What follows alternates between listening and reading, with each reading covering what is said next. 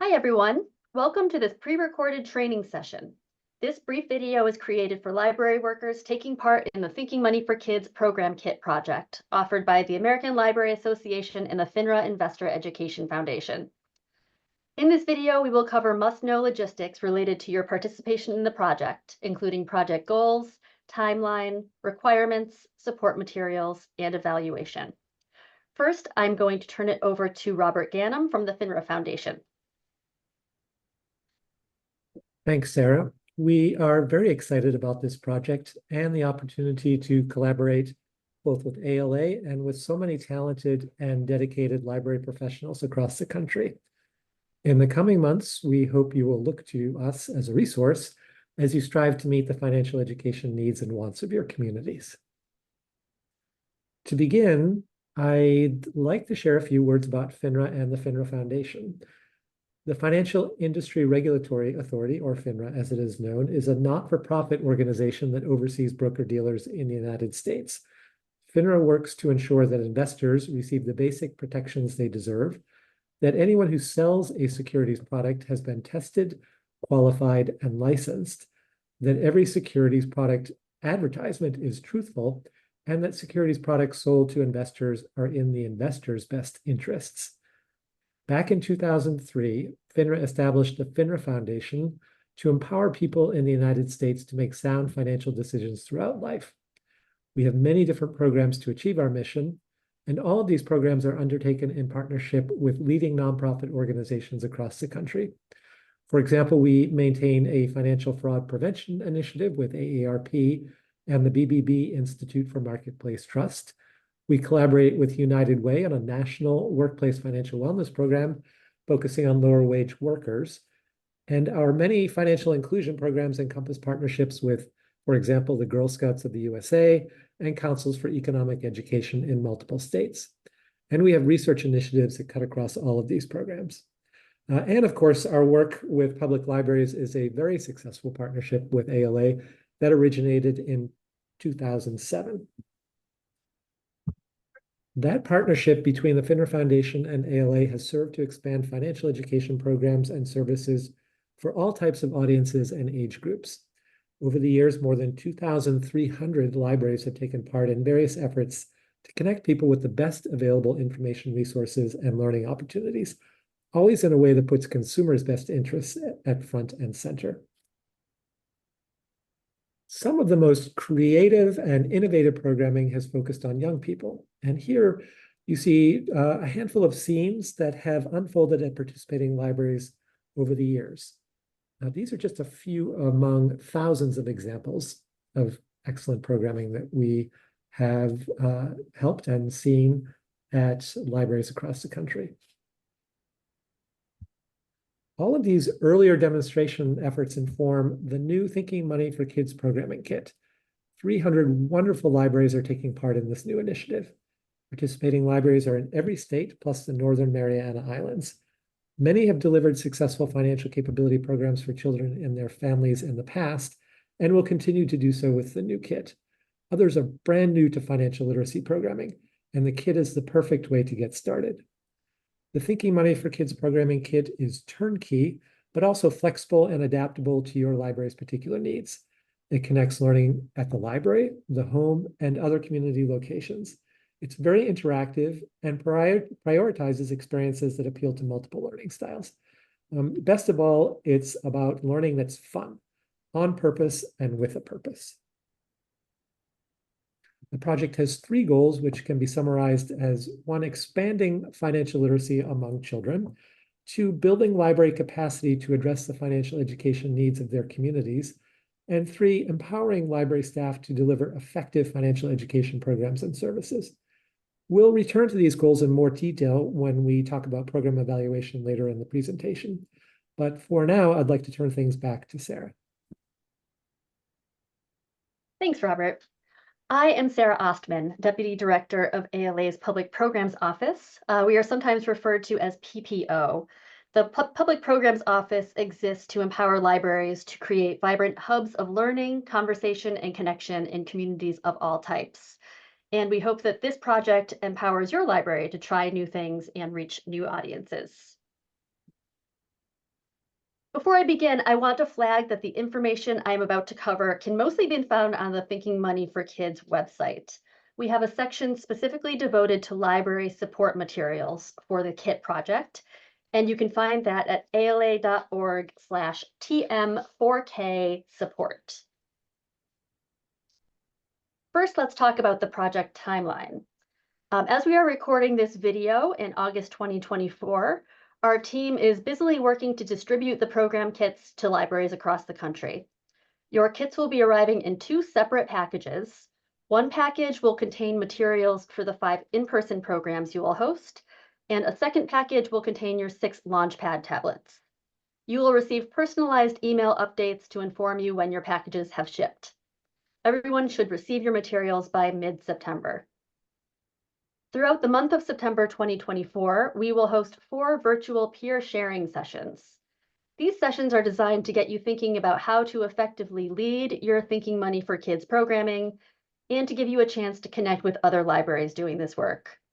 Each session will last an hour, and each will feature a different speaker or panel of speakers. You are required to attend at least one of these sessions, but please feel free to join them all. They will all be thought-provoking and worthy of your time. Also in September 2024, our programming implementation period officially begins. You will have 15 months to complete all the requirements for this project before turning in a final report to ALA by January 31st, 2026. Let's look at those requirements now. The first requirement is taking part in virtual preparation. By watching this Need to Know Logistics video, you are partly there. In addition to this video, we also ask you to watch short videos about each of the 5 in-person games, and we ask you to attend at least one peer sharing session in September 2024. Note that the presentation portions of the peer sharing sessions will be recorded, so if you would like to view all 4, you will be able to find those on our website. The second requirement, of course, is hosting in-person programs. Your kit comes with 5 in-person games, and we ask you to host each one of those at least once during the programming period, September 2024 to December 2025. If possible, we encourage you to host them more than once. Note that these programs may not be offered in conjunction with financial service firms, including banks, investment advisors, and brokerage firms, and all programs must be free to the public. Also, please track attendance at the programs as you will be asked to report attendance in your final report. The third requirement is to circulate the 6 Launchpad tablets, which will come preloaded with digital games aligned with the in-person programs. The Launchpad tablets should be made available for families to check out and use at home, though you are also welcome to use them in your in-person programming. Please track the number of patrons that have checked out the Launchpads, as you will be asked to report circulation numbers in your final report as well. That, of course, takes us to our final requirement, which is the final report. This will be due to ALA by January 31st, 2026, and it will ask you about attendance at your programs, feedback on the games, the number of Launchpad checkouts, and other questions. It will be short and sweet, we promise, and you can see a PDF of the final report on the website. Last but not least, I want to call out a very important resource, ALA Connect. ALA Connect is an online discussion platform. The platform is primarily used for members of the American Library Association, but we have created a private group there for the Thinking Money for Kids program kit libraries, and you can and should access it whether you are an ALA member or not. The Connect group is a wonderful place to ask questions and share ideas, and we also use the page as the primary source for sharing important project updates. Most of our 300 participating libraries have already joined our group. If you haven't, please reach out so we can add you. Just email us at publicprograms@ala.org. If you have already joined, please make sure that you are signed up to receive email notifications from ALA Connect. To do so, click on the Settings button under the group name. You'll see that white rectangular button that says Settings. Then under Email Notifications, click on either Real Time or Daily Digest. If you choose Real Time, you'll get an email each time someone posts to the group. If you choose daily digests, you'll get one email at the end of the day with all of the posts from that day.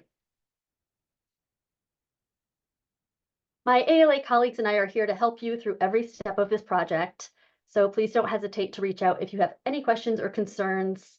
Our email address is on your screen, publicprograms@ala.org.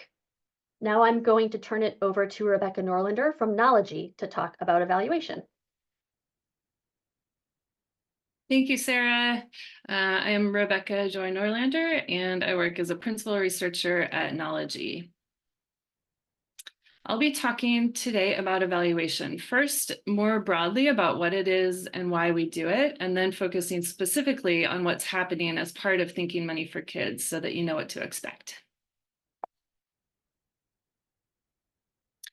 So I work at a nonprofit organization called Knology, and we've partnered with the FINRA Foundation and ALA as the evaluation partner for Thinking Money for Kids.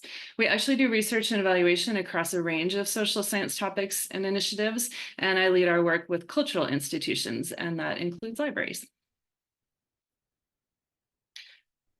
A little bit about the term evaluation and what we mean. The purpose of evaluating something is to know more about what happened. It's a way to document what occurred. Also, who was involved? Who did it happen to, or who benefited? We want to know not only what changes occurred, but understand why and how those things happened. And finally, we can all improve. If something can be done differently in the future, that's important to know. So evaluation is focused on making recommendations for improvement. For libraries, evaluation is important for a few reasons. Here are some of them, and you may know others as well. Library staff are often interested in learning. So for example, those things we just covered, what happened, why, etc. It's also important to be accountable, say to a funder or a board, and to demonstrate transparency about what happened or how money was spent. Then one of my favorite parts, sharing stories. Often really cool things happen and you want to have some way to remember and share them. Which leads me to the final point, motivating others who are learning about what you're accomplishing and might be motivated to do something similar. I'll just review the goals one more time. I know Robert went over them already, but just so you have them fresh in your mind as we talk about what evaluation consists of for this project. So the first goal is to increase the capacity of public libraries to deliver turnkey financial education experiences for children in socioeconomically diverse communities. Secondly, introduce children in socioeconomically diverse communities to foundational financial literacy concepts through engaging multimodal learning experiences. And finally, help library workers acquire the tools and confidence to make financial education available to children in their communities. So the question is, how will we know whether the goals are being achieved or not? We need data to inform us. In this project, the data come from 3 different places. First, ALA Connect, which Sarah just spoke about, which many of you have already used to post comments and questions. We will also be taking a look at what you say there, and it helps us understand how the project is going. We'll also be asking you questions about what's happening at your library programs. I do want to note that when we do analysis and try to identify the themes that we're seeing, we anonymize the data. So please be honest, your name will not show up in a report anywhere. And we don't just want to hear the positive things, we want all your feedback. So this just helps ensure that our findings are accurate for this project. Next up, our next source of data, you will be asked to do a final report. Also that Sarah just mentioned, by logging into that same ALA portal where you submitted your original application. We at Knology help develop those questions, and they'll also let us know the degree to which the goals are being achieved. So just to reiterate, it's not 2 separate reports, one for ALA and another for us at Knology. It's just one report, and both of our teams will read it. And finally, you'll have the opportunity, if you want, to participate in one of 2 discussions about how the programs went at your library. This is optional. It is not an obligation. We will select up to 16 libraries to join these virtual focus groups. So stay tuned for more information on that. Thank you in advance for participating in the evaluation. It really helps us make opportunities like this possible for libraries. With that, I will turn it back over to Sarah. Thank you so much. Thank you, Rebecca. And thank you, Robert, and thank you to our viewers for completing this training session and for being part of the Thinking Money for Kids program kits project. We are eager for your feedback on the kit, and we always love to hear about your programs. So please do stay in touch via our ALA Connect group, and you can reach us anytime by email at publicprograms@ala.org. And that's a wrap.